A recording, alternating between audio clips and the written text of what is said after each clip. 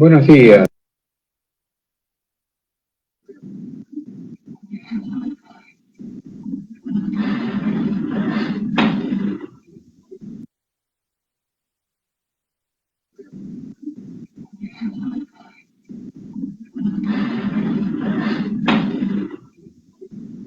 Buenos días. El día de hoy voy a tener el gusto y complacencia de iniciar una conferencia respecto de un tema que me parece importante y actual, como es el tratamiento legal de las uniones de hecho. Y ello implica abarcar varios temas, comenzando por el tema de la familia, que la Constitución peruana impone al Estado el deber de proteger a la familia. Pero si uno repara que cuando la Constitución peruana en su artículo 4 alude a este deber del Estado de proteger a la familia, no define qué es la familia. Y la verdad que es un gran acierto la omisión de una definición de familia, porque hubiera resultado encasillar esta definición a un tipo especial de familia, casi siempre la que se deriva de un matrimonio. Sin embargo, todos sabemos que la familia no solamente tiene como fuente el matrimonio, sino que también la familia nace cuando dos personas, hombre y mujer, se unen para vivir juntos, compartiendo lecho, techo y mesa, y no han pasado por el registro civil.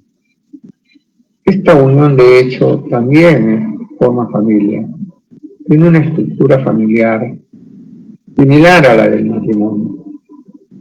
En esa medida, entonces, debemos entender que cuando la Constitución peruana alude a esta protección del Estado a la familia, es a todo tipo de familia. Hoy conocemos tipos de familia: la familia matrimonial, la familia proveniente de una unión de hecho, las familias ensambladas, las familias monoparentales. Pues bien, todas estas familias caen dentro de lo que conocemos como estructura familiar y que debe ser amparada y protegida por la Constitución peruana y el deber que el Estado debe asumir para su protección. El cómo el Estado está respondiendo a esta obligación constitucional es otro tema. Pero la idea aquí es que todas las personas que me escuchen tengan un concepto claro de lo que entendemos por la familia basada en la unión de hecho. Y para eso yo quisiera remontarme a las constituciones peruanas precedentes. Tampoco voy a abarcar muchas constituciones de las que han habido en el Perú. Voy a mencionar solamente, a guisa de ejemplo, la Constitución de 1933, la Constitución de 1979 y la vigente, que es la Constitución de 1993. Entonces, nuestros constituyentes, ¿qué pensaban del tema de familia? ¿Qué tanta importancia me han dado al tema de familia? Comenzaremos con la Constitución de 1933. Y si uno revisa esa Constitución de 1933, va a observar que en forma indirecta se refieren a la familia. Y solo consignan dos artículos, el artículo 51 y el artículo 52.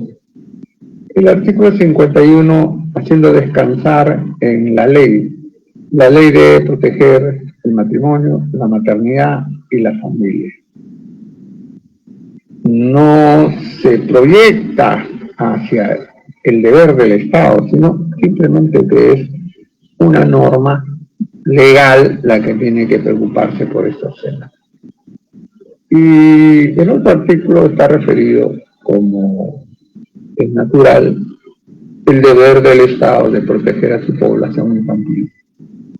Esos son los dos únicos artículos que, decía yo, directa o indirectamente están referidos a la familia.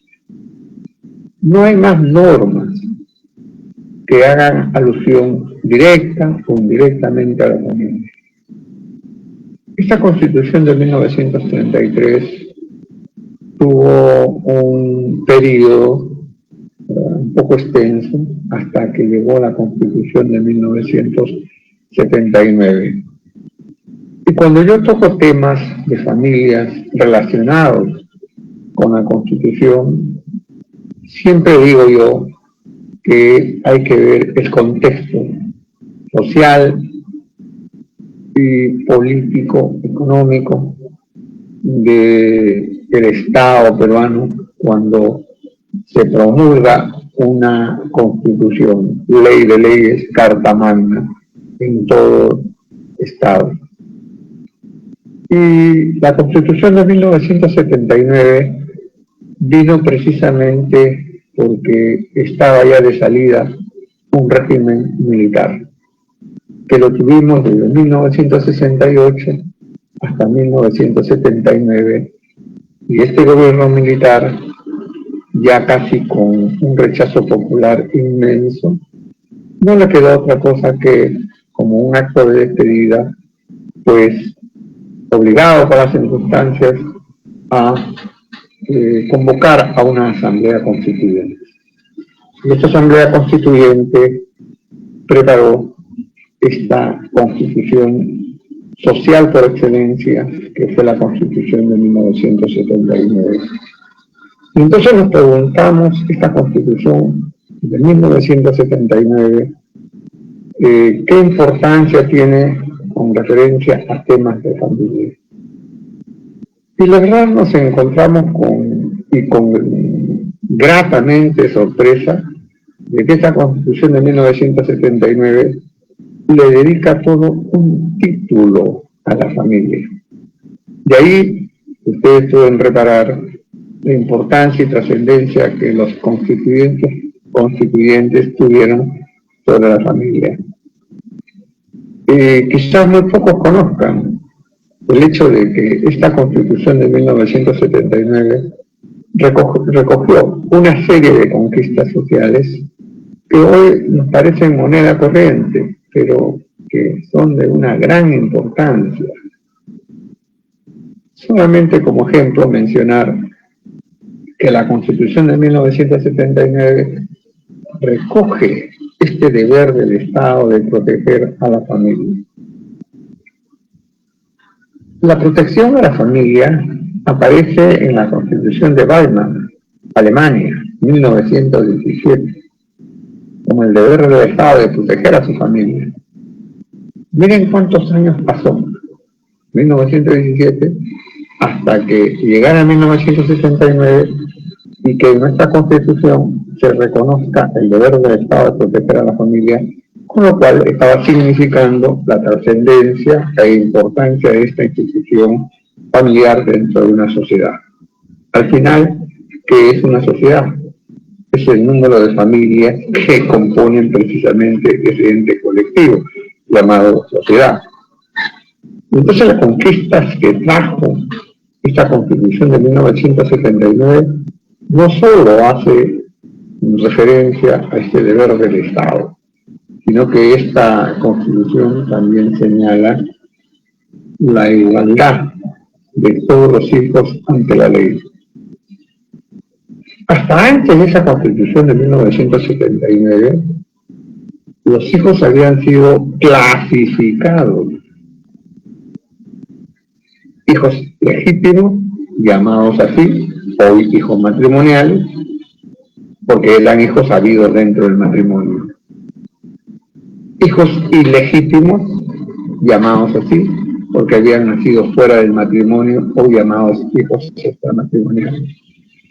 Pero no solo era una división de la fuente de donde se originaban estos hijos, sino que era una división para discriminar a uno respecto del otro. Porque el llamado hijo ilegítimo era un hijo casi de segunda categoría, porque no se podía comparar con el hijo legítimo. Vamos a poner un solo ejemplo. Como dice el dicho popular, para muestra un botón.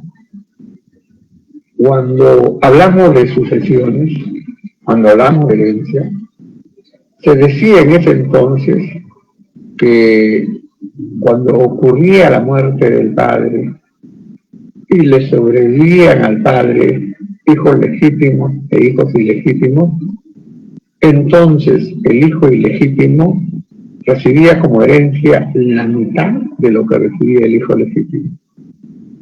Este odioso artículo 762 del Código Civil del 36 refiere precisamente esta diferencia marcada en cuanto a derecho. Ahí nomás ustedes pueden sacar su propia conclusión de que no había una igualdad. Quedó superado este tema con la Constitución de 1979, donde establece que todos los hijos son iguales ante la ley. Los matrimoniales, los extramatrimoniales reconocidos o declarados, los hijos adoptados, todos son iguales ante la ley. Igualdad ante la ley significa que todos tienen derecho de alimentos, que la herencia tiene cuotas iguales. No hay diferencia que hacer entre estos hijos. Y esto está muy bien, porque todos tenemos condición de seres humanos y con nuestra propia dignidad. Y no pueden haber unos que son superiores a otros por cuestión de raza, religión. No, eso no está, no es posible. Por eso la igualdad de todos los hijos ante la ley. Pero esa Constitución de 1979 no se quedó solamente en esta igualdad de los hijos ante la ley, sino que también la Constitución de 1979 nos trajo otra conquista importantísima: la igualdad de la mujer y el hombre ante la ley. La presencia de la mujer ha ido escalonadamente avanzando para que se consiga esta igualdad, y nos parece, ¿no es cierto?, importantísimo y trascendente. El poner a la par a la mujer con el hombre ante la ley es muy significativo. Pero esto no era un beneficio que se le estaba otorgando, un regalo que se le estaba otorgando a la mujer, sino que la mujer, por sus propios méritos, sus estudios, su capacitación, su profesionalización, fue ocupando un espacio importante dentro de la sociedad. ¿Quién puede desconocer hoy, siglo XXI, que una mujer sea inferior al hombre en cuanto a derechos? Cierto es que todavía siguen pequeñas diferencias, sobre todo cuando se trata de remuneraciones por trabajo similar entre el hombre y la mujer, pero que al final seguirán reparando, seguirán dejándose de lado. Pero ahí está la igualdad del hombre y la mujer ante la ley. Y uno diría, bueno, con estas tres conquistas basta y sobra para decir la importancia y trascendencia social de la Constitución. No, pero viene más todavía.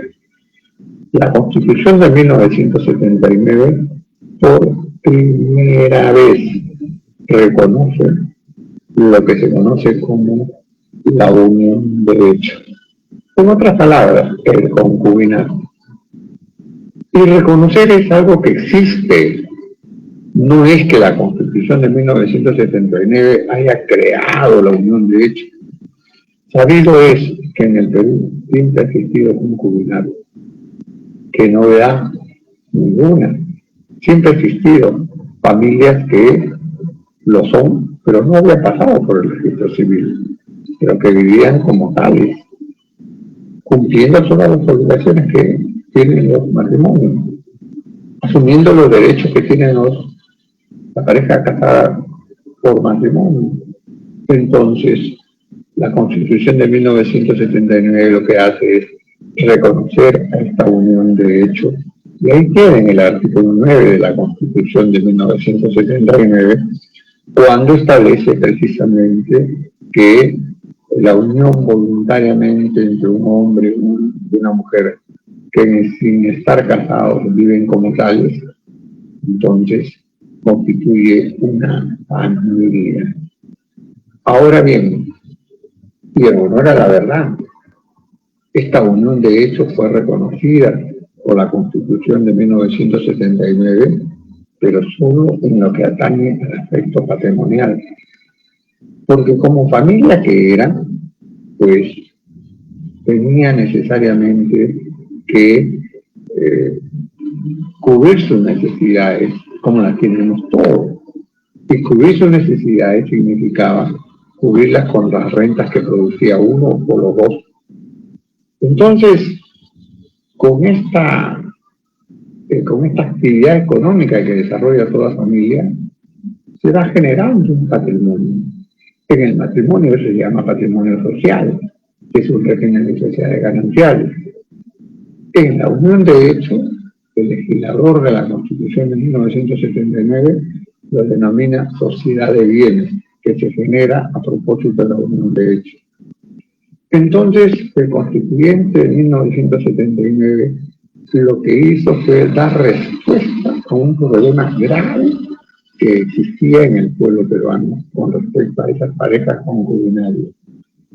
Porque si uno se pregunta qué pasaba antes de la Constitución de 1979 y el reconocimiento que tuvo la unión de hecho, vamos a caer en que esta unión de hecho que adquiría determinados bienes, si terminaba por decisión unilateral de uno de ellos, entiéndase, abandono, uno abandonaba al otro, pues lo que ocurría era algo muy injusto. Porque quien ordinariamente era el que generaba la renta era el varón. Y la mujer se dedicaba al cuidado de la casa. Entonces los bienes que pudo haber comprado salían a nombre del varón. Y sabido es que el concubinato no es estado civil. Estado civil es el soltero, estado civil es el casado, estado civil es el viudo, estado civil es el divorciado. Pero no hay estado civil concubino. Por tanto, los concubinos son solteros. Entonces, el concubino que adquiría bienes, lo adquiría para sí. Y cuando terminaba esa unión de hecho, porque él abandonaba a ella, ¿cómo se quedaba ella? ¿Reclamaba sobre esos bienes? ¿Ante quién reclamaba? No había una autoridad que pudiera acoger su pedido. Si la mujer iba a una comisaría para denunciarlo, no tenía su partida de matrimonio. Y como no estaba casada, no la atendían. El comisario decía, este no es nuestro problema, va a estar. Después le pedía lo mismo, la partida de matrimonio. Entonces, no había una solución. Y como hubieron muchos problemas que generaban muchas injusticias porque las mujeres se quedaban totalmente desprotegidas, entonces el Código Civil de 1936 consignaba una norma que decía que estas situaciones de hecho lo llamaban, estas situaciones podían reclamarse, si es que uno de ellos se había enriquecido a costa del otro, podían reclamarse a través de la vía judicial. Bueno, este era un proceso ordinario de esa época, hoy se llama proceso de conocimiento, que tardaba años y era muy costoso, y la gente definitivamente no lo iniciaba. Y si lo iniciaba, quedaba en el camino, con lo cual se quedaba consumado la injusticia grave. Y la Constitución de 1979, para reparar ese reclamo que ya era popular, lo que hace esta Constitución de 1979 es pronunciarse respecto a ese régimen económico de la unión de hechos. Llama sociedad de bienes al patrimonio que pueden haber acumulado y que cuando termina la unión de hechos, entonces hay que dividir esa sociedad de bienes, entiéndase patrimonio social, 50% para uno y 50% para el otro. Aquí ya se genera una suerte de posición clara y firme de que quiere ser equitativo y justo el constituyente.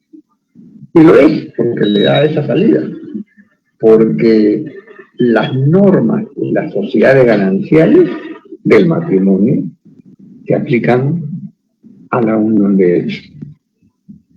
Entonces, si bien es cierto que la unión de hechos solamente tuvo, repito, la unión de hechos solamente tuvo reconocimiento en lo que se refiere al aspecto patrimonial, sentó las bases para que de aquí, 1979 hacia el futuro, ya estemos ante una estructura familiar que no por no haber pasado por el registro civil no pueda considerarse la familia. No, es una familia, es una familia. Entonces la Constitución de 1979 tiene muchísima importancia. Yo podría seguir hablando del tema de la Constitución del 79, pero el tema es unión de hechos. Entonces yo dejo ya este capítulo de las constituciones para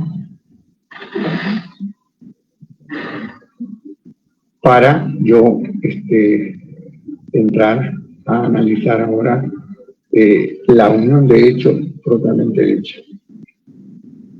Y en esa medida, entonces, lo que yo voy a hacer es entrar a ver qué significa la unión de hechos, la definición, si es que se puede definir una unión de hechos, y su regulación.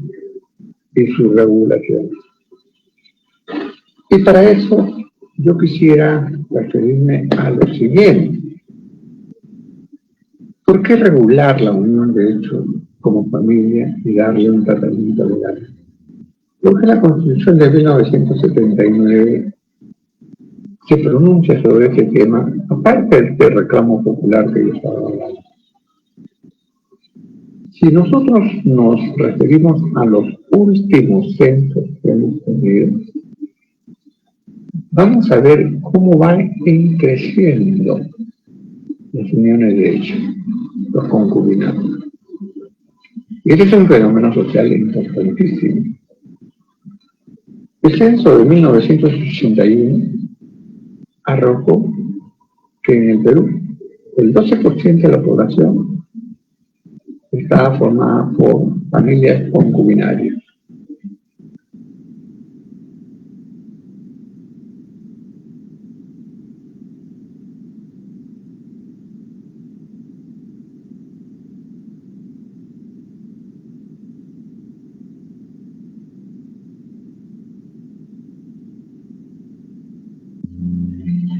Ya eleva este porcentaje a 18.16%. Pero el salto importante se da a propósito del Plan Nacional de la Familia del 2016 al 2021, cuando este Plan Nacional de la Familia, en su introducción, nos señala que a esa fecha, Plan Nacional de la Familia del 2016, ya el 25% de la población se declaraba concubino. Entonces, aquí hay un detalle importante.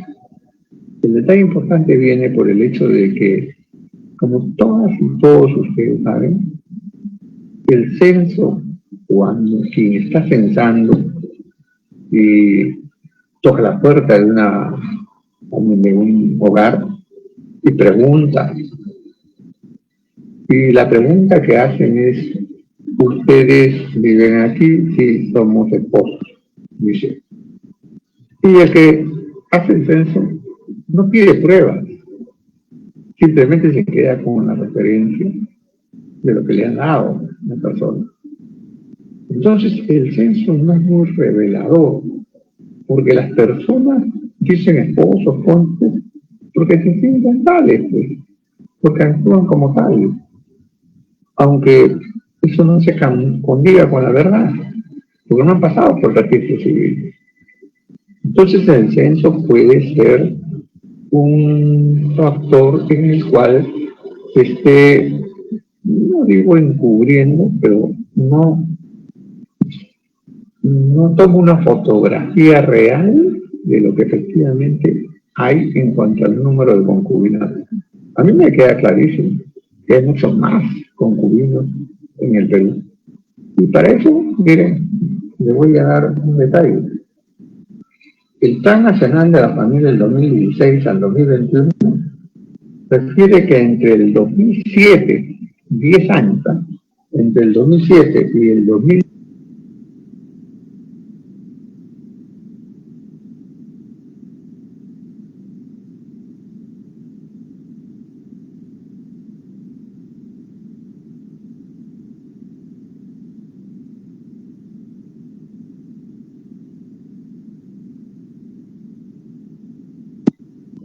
en esos 10 años hubo menos matrimonio. Bajó de 28.6% a 25.5%. Pero ¿qué es lo que ocurre ahora con las uniones de derecho?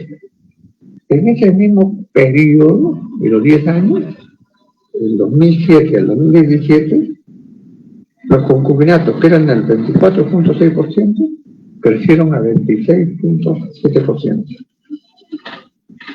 Entonces, esta es una realidad. Y hoy las personas en estado ya de formar familia, hoy piensan dos veces, o se casan o siguen viviendo con pareja. Y bueno, pues esto es muy importante porque es una decisión personal de la pareja. Como todas y todos ustedes saben, el hecho de que las personas se casen es porque hay libertad entre ellos. Su libertad los lleva a manifestar una voluntad que desea familia a través de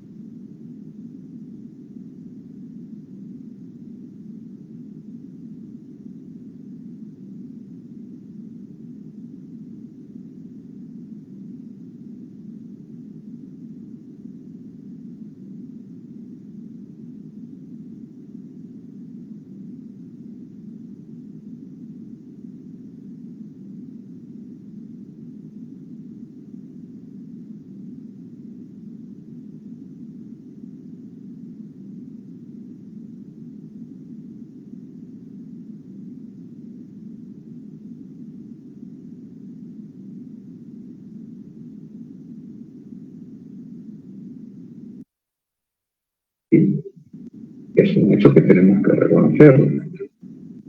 Y el aparato legislativo no puede darle la espalda, como que no se la ha dado. Y en función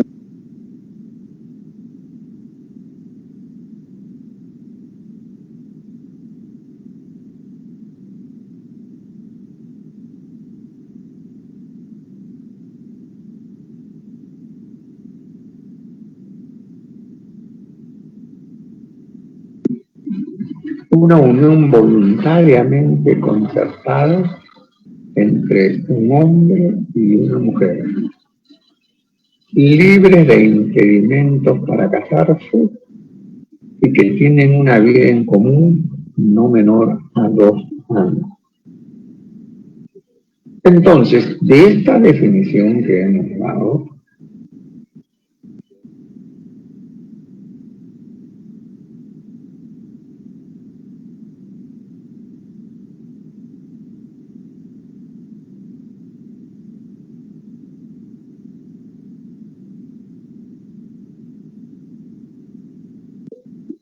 una relación heterosexual, hombre, mujer, mujer y hombre. Lo dice la Constitución, no lo dice la ley. Entonces, Este es el primer requisito. El segundo requisito es que estas dos personas que deciden vivir juntos, como si fueran marido y mujer, cumpliendo todas las obligaciones propias de esta sociedad conyugal, pues esta unión de hecho entre el hombre y la mujer, no debe haber impedimentos matrimoniales entre ellos. Esto significa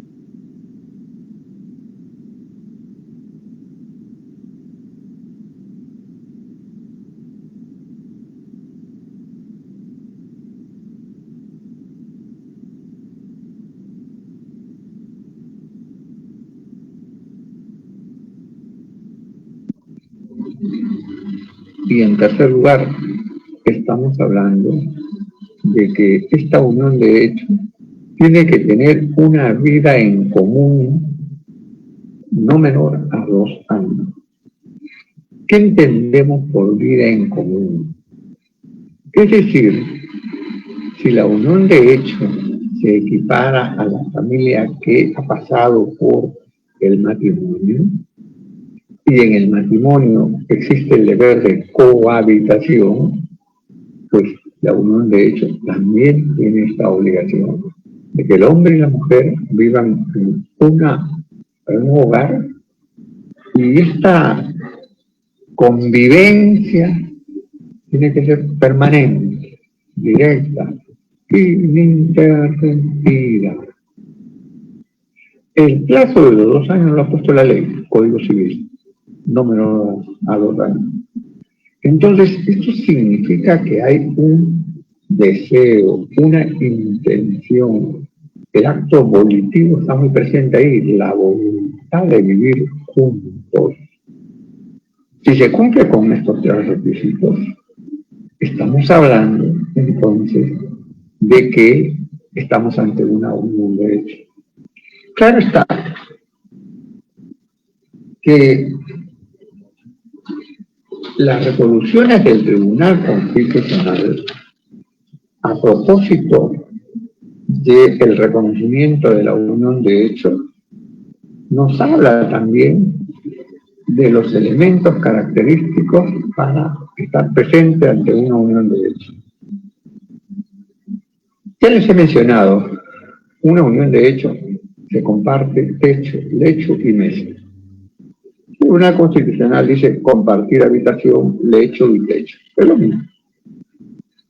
Permanencia en el tiempo, dice una resolución del Tribunal Constitucional que la leo. Es la resolución 065-72 del 2006. Permanencia en el tiempo, que es a lo que me estaba refiriendo. Me estaba refiriendo precisamente a una unión no menor a 2 años. La convivencia, este elemento es importante que le agrega el Tribunal Constitucional. Debe ser pública y notoria. Sí, porque no se trata de relaciones a escondidas, furtivas, sin que la gente se dé cuenta. No, ellos no tienen nada que ocultar.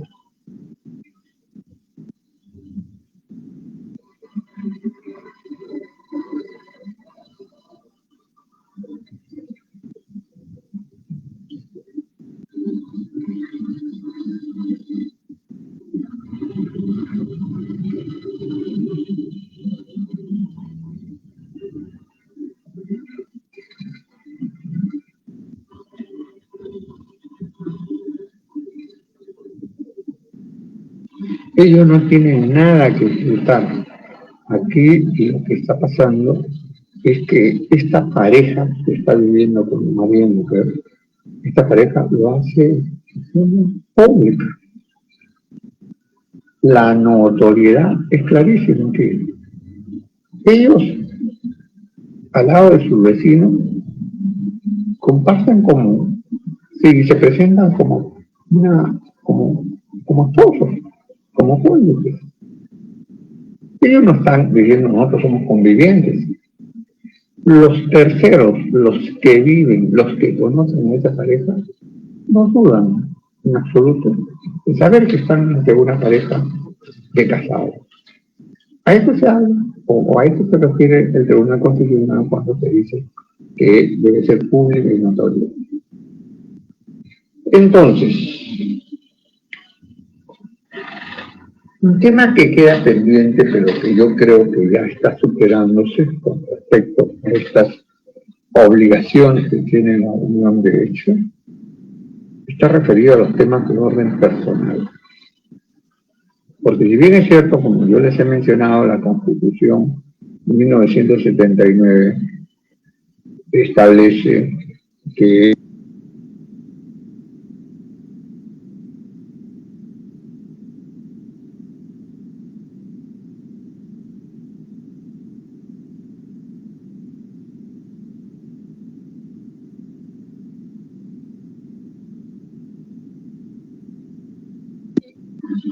no porque omití voluntariamente, sino que no la mencioné sencillamente porque lo que hace la Constitución de 1993, el artículo 5, que es el que está vigente, es casi una réplica de lo que dice la Constitución de 1979. Entonces, el tema iba por el lado de si las uniones de hecho también tienen obligaciones en el ámbito personal.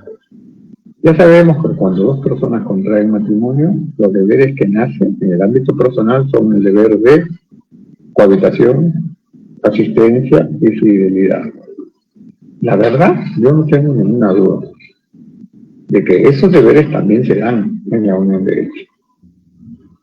La cohabitación ya lo hemos mencionado, es una característica que debe estar íncita en esta institución. La asistencia. Bueno, pues esto cae por su propio peso. Si están viviendo juntos, uno se asiste al otro, sobre todo en situaciones de mayor necesidad. La fidelidad. Bueno, la fidelidad en todo orden de cosas. Y si dos personas están viviendo juntos, se logran identificar uno al otro. Y uno defiende al otro como el otro defiende al otro. Y uno respeta al otro como el otro respeta al otro. En el ámbito personal, en el ámbito económico. Entonces, si bien es cierto que esto se discute incluso a nivel del Tribunal Constitucional, que no hay esas obligaciones personales, yo creo que no habría que necesidad de decir que las obligaciones personales están presentes. ¿Por qué? Porque estamos ante una familia.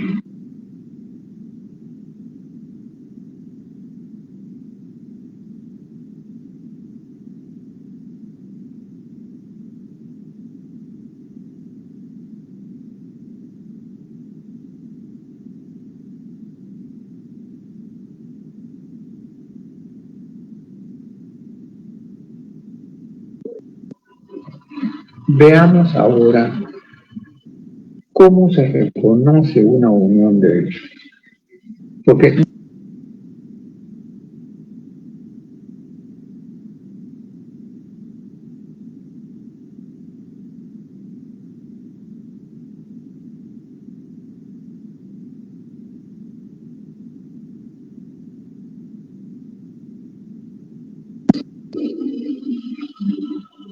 Aznar no tenía, repito, no tenía un registro separado en el registro personal para valga.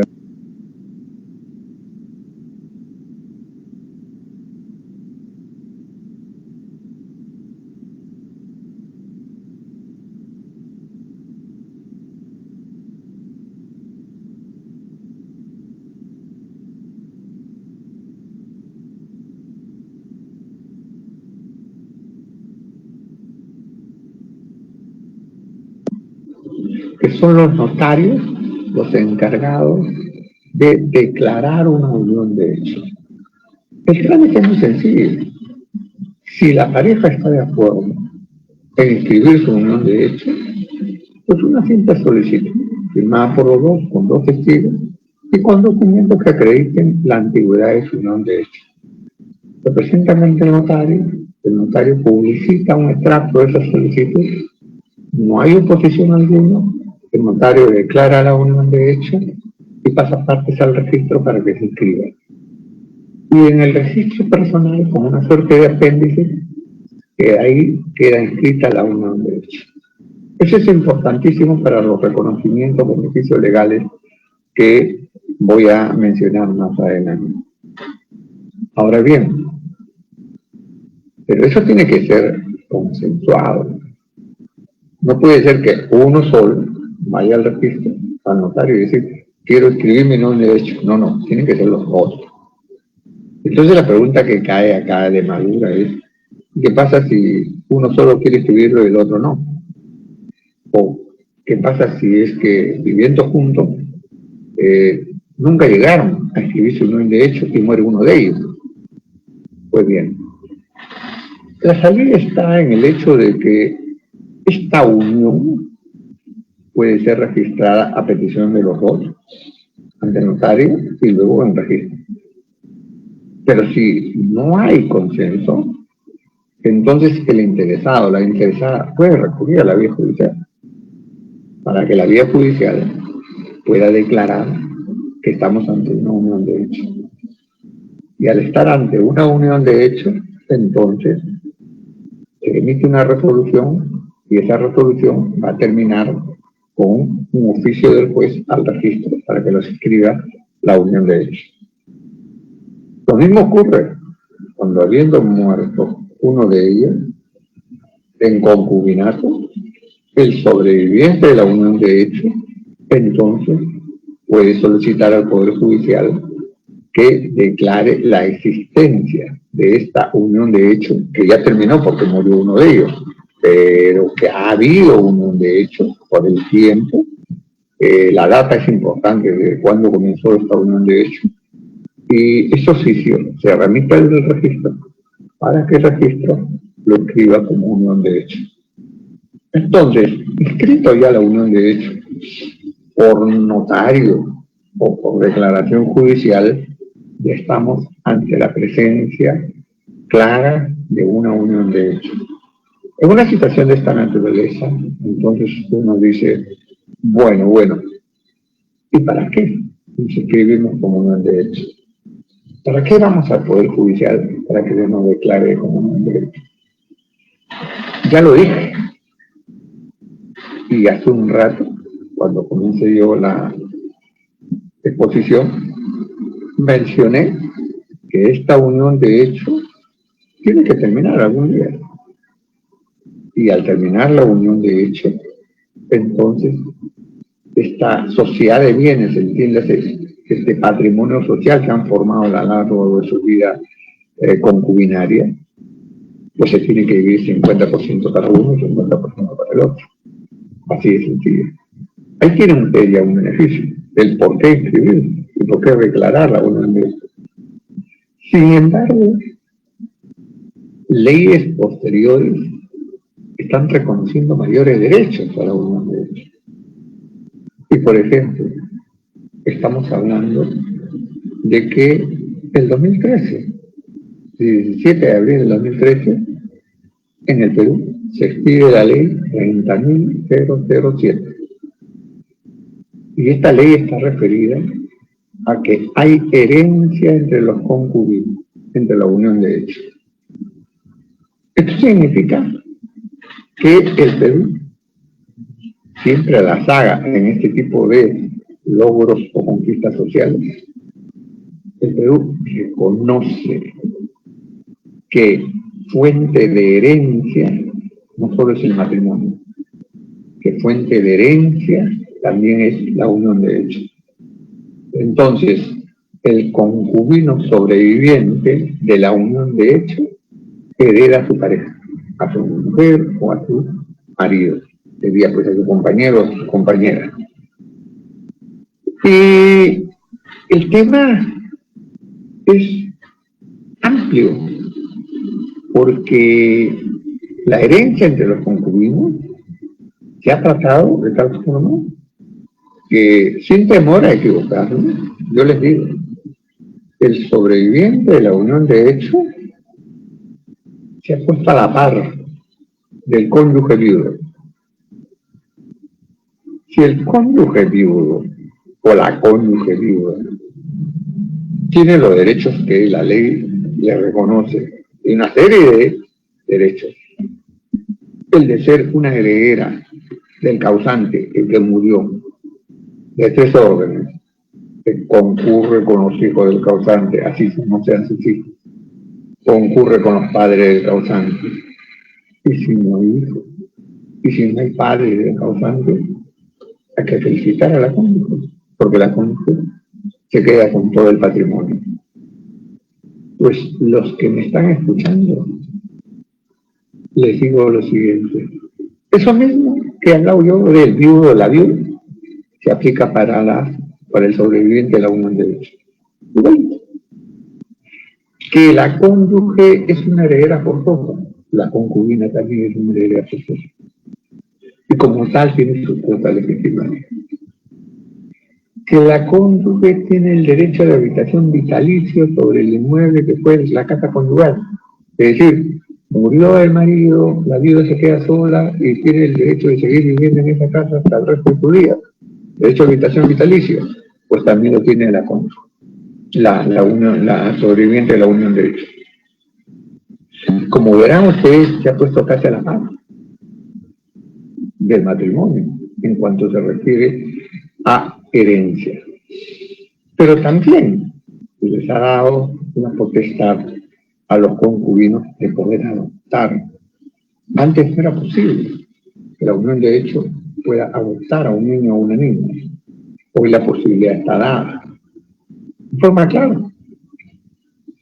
Y en materia laboral, sobre todo pensionaria, yo voy a mencionar aquí, por ejemplo, que los beneficios legales de la unión de hecho,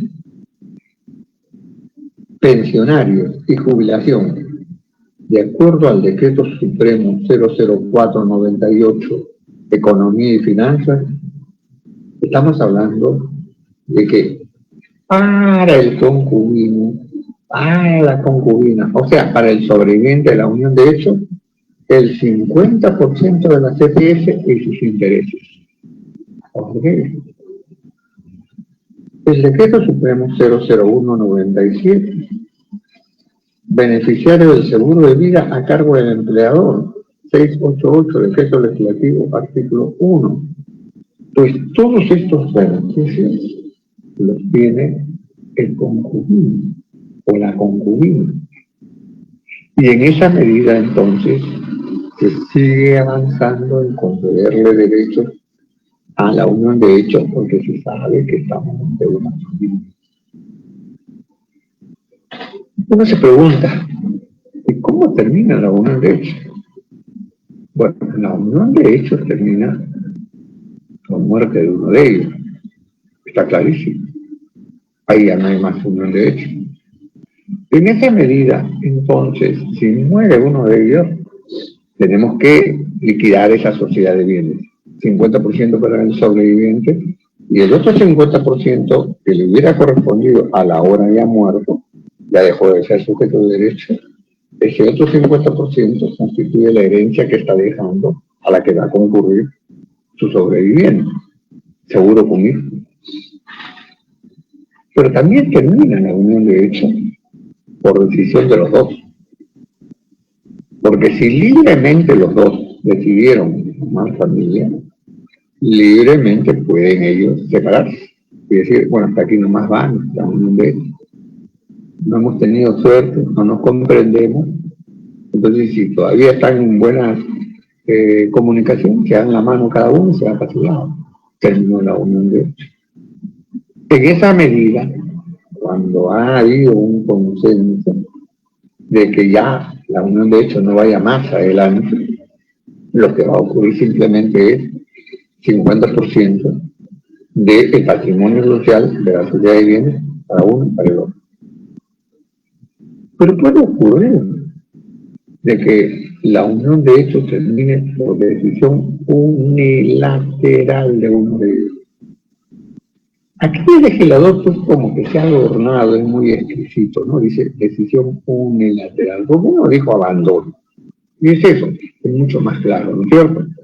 Entonces, la unión de hecho va a terminar precisamente porque uno de ellos abandonó el otro. Miren lo que ocurre en una circunstancia de esta naturaleza. Si estamos hablando de que uno de ellos abandonó al otro, surge en el abandonado, vamos a trabajar el tema del abandonado, porque esto es lo que ocurre con mayor frecuencia. Si él abandona ahí, lo que va a ocurrir simplemente es que nazca en la abandonada un derecho que es opcional, es uno u otro. Y este derecho opcional está referido a indemnización, porque hay un daño, o una pensión de alimentos. Entonces, la abandonada tendrá que elegir, o demanda una indemnización por un monto determinado, o demanda alimentos que va a acompañar a la abandonada en tanto dure, repito, en tanto dure su estado de necesidad. Como es lógico, si la abandonada está recibiendo alimentos de su ex compañero, se casa, ya terminó con sus alimentos, o entra a una nueva convivencia, ya terminó los alimentos. Esto no creo que requiera explicación. Entonces, aquí estamos hablando de la forma como termina uno un derecho. Ahora, yo me planteo un problema, más que problema es una inquietud, ¿no? ¿Por qué los alimentos se dan solamente cuando la unión de hecho ya no existe? ¿Por qué los alimentos no se dan incluso cuando la pareja estando viviendo bajo un mismo techo? El encargado de pasar los alimentos no se los da, pudiendo hacerlo, no se los da. ¿Qué ocurre cuando estamos ante un matrimonio? Y en el matrimonio cuando él trabaja y ella está en el hogar, y él no le pasa alimentos. La respuesta me la dan todos ustedes, ¿no es cierto? Ella demanda alimentos. Y para probar que tiene derecho a alimentos, bueno, pues la partida de matrimonio y el estado de necesidad. Porque eso mismo no puede pasar como un derecho. Y pasa en muchísimos casos, ¿saben? En que se abandonan o estando viviendo bajo el mismo techo no le da nada a la mujer. Esto parece un absurdo. Ahí no puedes pedir alimentos porque están viviendo juntos todavía. El legislador peruano recogió esta figura, no digo el concubinato, recogió la forma como se legisla de México. Eso se equivocó, porque en México hay alimentos entre los concubinos, viviendo juntos o cuando uno de ellos abandonó al otro. Para ser mucho más justo, creo que esta sería la forma. Ahora, yo tengo una inquietud muy personal, y lo digo casi ya terminando esta exposición. Es una inquietud que invita a la reflexión. No es una posición mía, no, es una inquietud como la tiene cualquier académico sobre estos temas. Y la inquietud viene por el lado de si el Estado protege la familia derivada de una unión de hecho. Y las leyes están otorgando mayores beneficios a la unión de hecho, casi equiparándola al matrimonio. Porque son pocos los derechos que le falta a la unión de hecho para estar casi a la par del matrimonio. Yo diría, por ejemplo, ¿qué derecho le estaría faltando a la unión de hecho para ponerlo a la par del matrimonio? La posibilidad de constituir patrimonio familiar. Porque la ley es muy clara. Pueden constituir patrimonio familiar los cónyuges. Y ahí no entra por los concubinos. Pero después, prácticamente todo le están dando a la unión de hecho. Entonces, si él es así, si se está poniendo a la par del matrimonio, y aquí viene la inquietud, ¿cómo queda el deber constitucional que está recogido en la Constitución peruana 1993 en el artículo 4? Cuando el artículo 4 habla, el Estado protege al niño, al adolescente, al anciano, protege a las familias. ¿Y qué dice luego? Y promueve el matrimonio. Con lo cual el Estado, los constituyentes, equivocados o no, estaban tomando una opción. Y la opción es mayor seguridad, mayor certeza para formar familia, que está en el matrimonio. Por eso es que promueve el Estado el matrimonio. Promover es facilitar, crear las condiciones favorables para que las personas se puedan casar.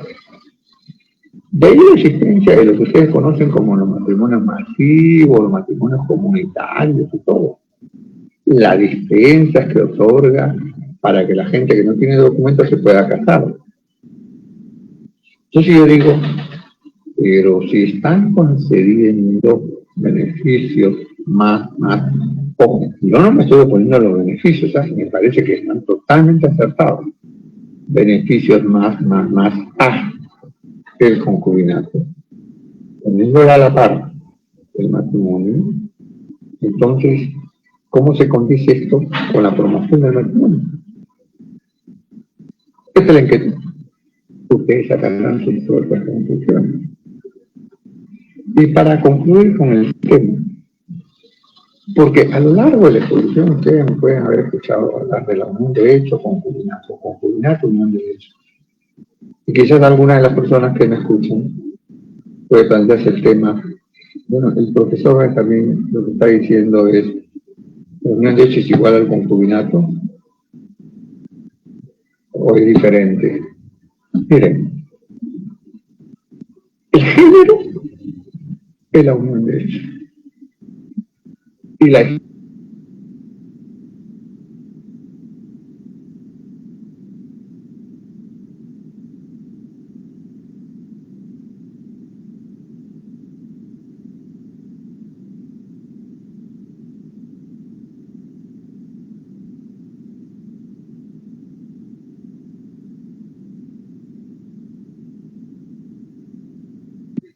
concubinato irregular a aquellas personas que estando viviendo juntos no cumplen con todos los requisitos o porque uno de ellos tiene impedimento.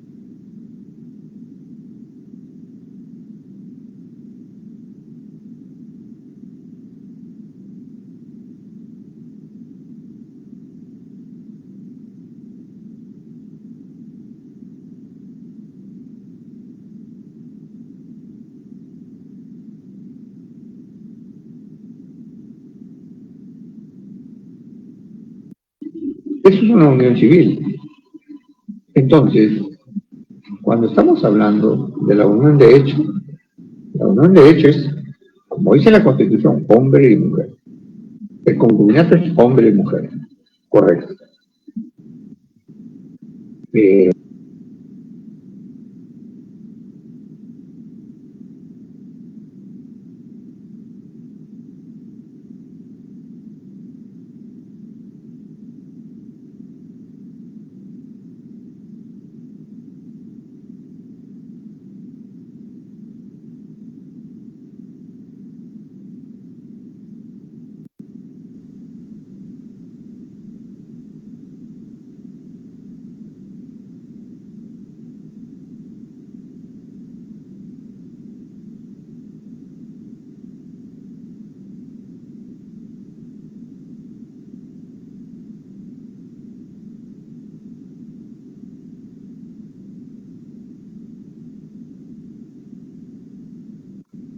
Y esas uniones irregulares, como ya lo dije, tienen un tratamiento diferente. No hay ningún beneficio legal para ellos, así un procedimiento de enriquecimiento indebido que la verdad es bien difícil.